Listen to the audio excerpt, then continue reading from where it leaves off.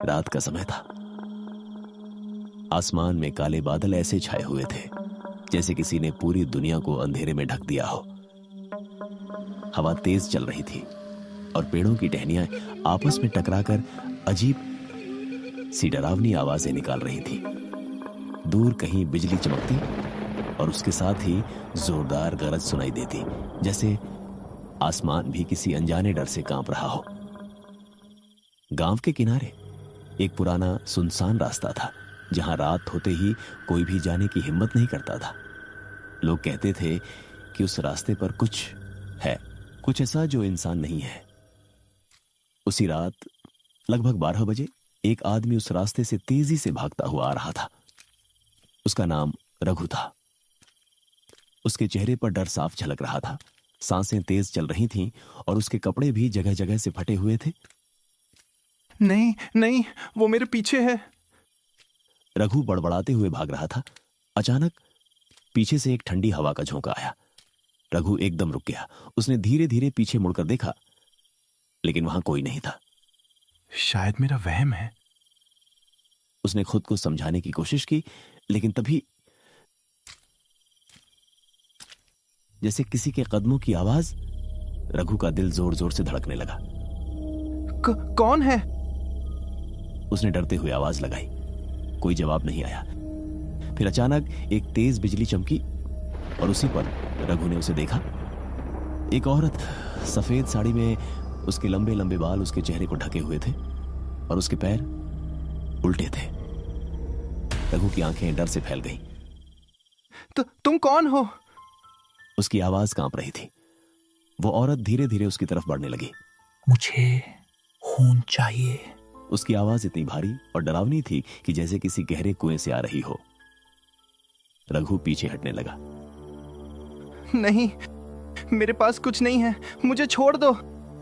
लेकिन वो औरत अब बहुत करीब आ चुकी थी। उसने धीरे धीरे अपना चेहरा ऊपर उठाया। उसकी आंखें पूरी तरह लाल थीं और उसके होंठों से खून टपक रहा था। रघु जोर से चिल्लाया, बचाओ बचाओ, कोई है। लेकिन उस सुनसान रास्ते पर उसकी आवाज सुनने वाला कोई नहीं था।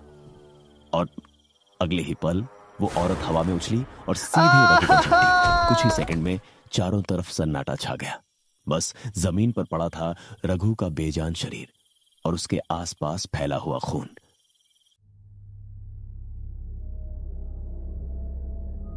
अगली सुबह गांव के कुछ लोग उसी रास्ते से गुजर रहे थे।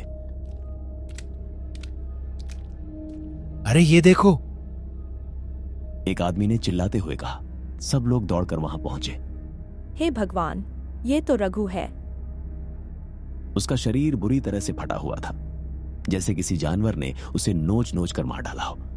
लेकिन सबसे डरावनी बात यह थी, उसके शरीर में एक बूंद भी खून नहीं बचा था। गांव में यह खबर आग की तरह फैल गई।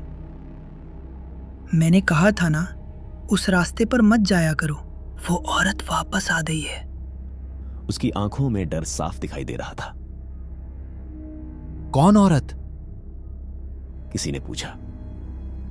बूढ़ा आदमी धीरे से बोला, खून की प्यासी। गांव के चौपाल में सभी लोग इकट्ठा थे। हमें कुछ करना होगा, वरना ये और भी लोगों को मार डालेगी। मुखिया ने कहा। तभी एक बुजुर्ग आगे आया। ये कोई साधारण आत्मा नहीं है, ये बदला लेने आई है। बदला? किससे? मुखिया ने पूछा। आज से 20 साल पहले बुजुर्ग ने कहानी शुरू की। इस गांव में एक लड़की रहती थी। नाम था सुहानी। बहुत सुंदर और मासूम थी। एक दिन गांव के कुछ लालची लोगों ने उसे जंगल में अकेले देखा और वो बोलते बोलते रुक गया। सब समझ गए कि उसके साथ क्या हुआ होगा। उन्होंने उसे मार डाला और उसका शरीर उसी रास्ते के पास दफना दिया। मरते वक्त उसने कसम खाई थी कि वो वापस आएगी और उन सब का खून पी जाएगी। चौपाल में सन्नाटा छा गया। तो क्या रघु भी उन्हीं में से था? किसी ने डरते हुए पूछा। बुजुर्ग ने सिर हिलाया। हाँ, वो भी उन्हीं में शामिल था।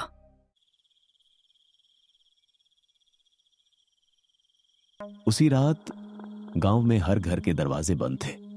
कोई भी बाहर निकलने की हिम्मत नहीं कर रहा था। लेकिन एक घर में एक आदमी खिड़की से बाहर झांक रहा था। उसका नाम था बलराम। उसके चेहरे पर डर साफ दिखाई दे रहा था। क्या वो सच में वापस आ गई है? उसने खुद से कहा। तभी दरवाजे पर किसी ने दस्तक दी। बलराम का दिल जोर से धड़कने लगा। कौन है? उसने डरते हुए पूछा। बाहर से एक औरत की आवाज आई। दरवाजा खोलो, मुझे मदद चाहिए। आवाज बहुत कमजोर थी, जैसे कोई घायल हो। बलराम थोड़ा हिम्मत करके दरवाजे के पास गया। कौन हो तुम? मैं रास्ता भटक गई हूँ, कृपया दरवाजा खोलो। बलराम कुछ पल के लिए सोच में पड़ गया। फिर उसने धीरे धीरे दरवाजा खोला। दरवाजे के बाहर वही औरत खड़ी थी। सफेद साड़ी, बिखरे बाल और झुका हुआ सिर। बलराम के हाथ कांपने लगे। तो तुम? औरत ने धीरे धीरे सिर उठाया। उसकी लाल आंखें सीधे बलराम की आंखों में घूर रही थी। मुझे तुम्हारा खून चाहिए। बलराम डर के मारे पीछे हट गया। नहीं, मुझे छोड़ दो, मैंने कुछ नहीं किया। औरत हंसने लगी। झूठ, तुम सबने मिलकर मुझे मारा था। अब बलराम को सब याद आ गया। वो भी उन लोगों में शामिल था। मुझे माफ कर दो, मैंने गलती की थी। वो रोते हुए बोला, लेकिन अब बहुत देर हो चुकी थी। औरत धीरे धीरे उसके करीब आई और फिर एक जोरदार चीख गूंजी पूरे गांव में। अगली सुबह बलराम का भी वही हाल था। शरीर में खून का नामो निशान नहीं। अब पूरे गांव में डर का माहौल था। अब क्या होगा? लोग आपस में बात कर रहे थे। वो एक एक करके सबको मारेगी, हमें गांव छोड़ देना चाहिए। लेकिन तभी गांव में एक अजनबी आदमी आया। उसकी आंखों में अजीब सा आत्मविश्वास था। मैं जानता हूं ये सब क्यों हो रहा है, उसने कहा। सब लोग उसकी तरफ देखने लगे। और मैं इसे रोक सकता हूं। कौन हो तुम? मुखिया ने पूछा। वो आदमी मुस्कुराया। मेरा नाम अर्जुन है और मैं आत्माओं से लड़ता हूं। गांव वालों की उम्मीद फिर से जाग उठी। लेकिन उन्हें नहीं पता था कि यह लड़ाई इतनी आसान नहीं होगी, क्योंकि खून की प्यासी अब और भी ज्यादा ताकतवर हो चुकी थी और उसका अगला शिकार शायद कोई और नहीं बल्कि पूरा गांव था। रात फिर से उतर आई थी। आसमान में बिजली कड़क रही थी और तेज बारिश शुरू हो चुकी थी। गांव के हर घर के दरवाजे बंद थे। लोग खिड़कियों से बाहर झांकने की भी हिम्मत नहीं कर रहे थे। रघु की मौत के बाद पूरे गांव में दहशत फैल चुकी थी। गांव के चौपाल में कुछ लोग इकट्ठा हुए थे। सबके चेहरे पर डर साफ झलक रहा था। हमें कुछ करना होगा, वरना वो चुड़ैल हम सबको मार डालेगी। एक आदमी बोला। तभी गांव के बुजुर्ग रामस्वरूप ने गहरी सांस ली और कहा, इसका एक ही इलाज है। हमें पंडित शिवानंद को बुलाना होगा। वही जो पहाड़ों के पास रहते हैं? किसी ने डरते हुए पूछा। हाँ, वही। वो तांत्रिक विद्या जानते हैं। शायद वही हमें बचा सकते हैं।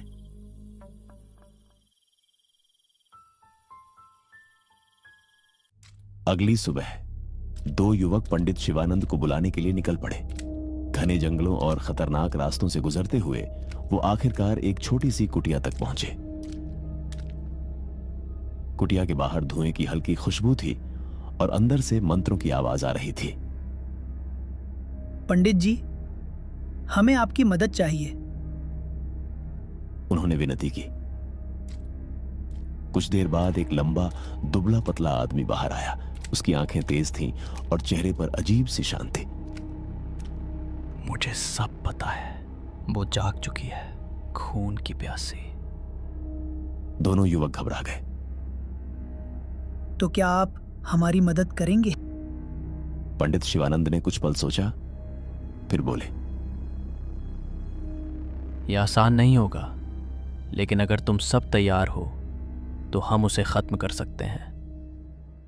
उस रात पूरे गांव में सन्नाटा था। पंडित शिवानंद ने हवेली के बाहर एक बड़ा यज्ञ तैयार किया। चारों तरफ दीपक जलाए गए और मंत्रों की गूंज हवा में फैलने लगी। गांव वाले दूर खड़े होकर ये सब देख रहे थे। ध्यान रखना, कोई भी डरकर भागेगा नहीं। पंडित जी ने चेतावनी दी। जैसे जैसे रात गहराती गई, हवेली के अंदर हलचल शुरू होने लगी। अचानक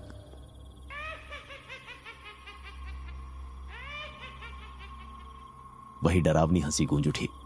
हवा तेज हो गई, दीपक बुझने लगे और फिर हवेली का दरवाजा अपने आप खुल गया। अंदर से वही चुड़ैल बाहर आई। उसकी आंखें लाल थीं, बाल हवा में उड़ रहे थे और शरीर से खून टपक रहा था।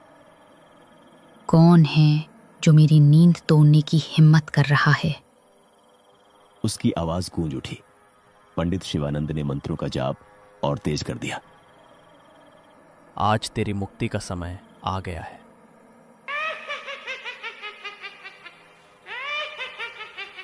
चुड़ैल जोर से हंसी। मुक्ति मुझे कोई नहीं रोक सकता। इतना कहते ही वह हवा में उड़ते हुए पंडित जी पर हमला करने लगी। लेकिन जैसे ही वह यज्ञ के पास आया, एक अदृश्य शक्ति ने उसे रोक दिया। वह चीख उठी। पंडित शिवानंद ने अपने कमंडल से गंगा जल छिड़का। चुड़ैल पीछे हट गई, लेकिन उसकी ताकत बहुत ज्यादा थी। तुम मुझे खत्म नहीं कर सकते। वह गुर्राई। तभी पंडित जी बोले, तू इस दुनिया में अपने अधूरे बदले के कारण बंधी हुई है। बता, क्या चाहती है तू? चुड़ैल कुछ पल के लिए शांत हो गई। फिर उसकी आंखों से खून के आंसू बहने लगे। मुझे धोखा दिया गया। कई साल पहले इस हवेली में एक औरत रहती थी। उसका नाम था गौरी। वह बहुत खूबसूरत और मासूम थी। गांव का जमींदार उससे प्यार का नाटक करता था, लेकिन असल में वह उसे धोखा दे रहा था। एक रात जमींदार ने गौरी को हवेली में बुलाया और वहां उसके साथ धोखा किया। उसे मार डाला और उसकी लाश को इसी हवेली में छिपा दिया। मरते वक्त गौरी ने कसम खाई, मैं वापस आऊंगी और हर उस इंसान का खून पीऊंगी जिसने मुझे धोखा दिया। मैंने किसी को नहीं छोड़ा, लेकिन अभी भी मेरा बदला अधूरा है। पंडित शिवानंद समझ गए। तेरी आत्मा को शांति तभी मिलेगी जब तेरा अंतिम संस्कार सही तरीके से होगा। गांव वाले चौंक गए, लेकिन उसकी लाश तो कभी मिली ही नहीं। एक आदमी बोला।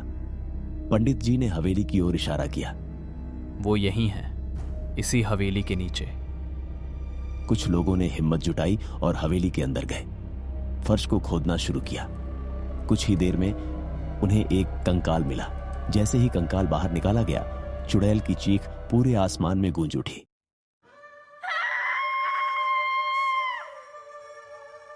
पंडित शिवानंद ने तुरंत मंत्र पढ़ना शुरू किया।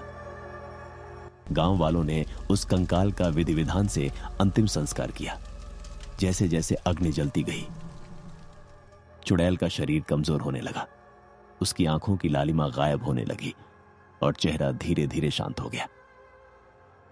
मुझे शांति मिल रही है, उसने धीमी आवाज में कहा। उसकी आंखों में अब डर नहीं, बल्कि सुकून था। धन्यवाद। इतना कहते ही उसका शरीर धुएं में बदल गया और हवा में गायब हो गया।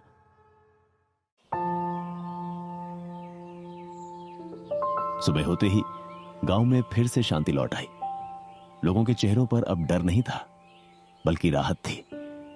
हवेली अब वीरान तो थी, लेकिन डरावनी नहीं रही। पंडित शिवानंद ने जाते जाते कहा, याद रखना, कभी किसी के साथ अन्याय मत करना, क्योंकि हर अन्याय एक नई बुराई को जन्म देता है। लेकिन कहानी यहीं खत्म नहीं होती। उस रात गांव के एक कोने में एक छोटी लड़की अकेली खेल रही थी। अचानक उसने पीछे मुड़कर देखा और मुस्कुराई। उसकी आंखें कुछ पल के लिए काली हो गईं और उसके होंठों पर हल्की सी खून की बूंद चमकी। खेल खत्म नहीं हुआ।